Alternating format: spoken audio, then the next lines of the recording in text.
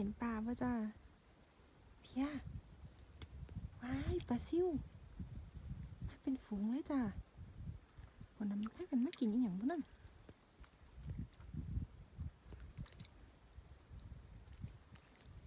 ปลาซิวได้จ้านี่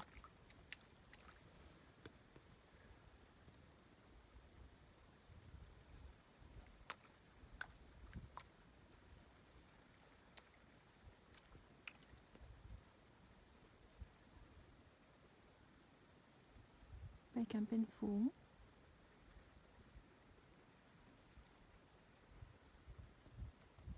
ออกไปแล้ว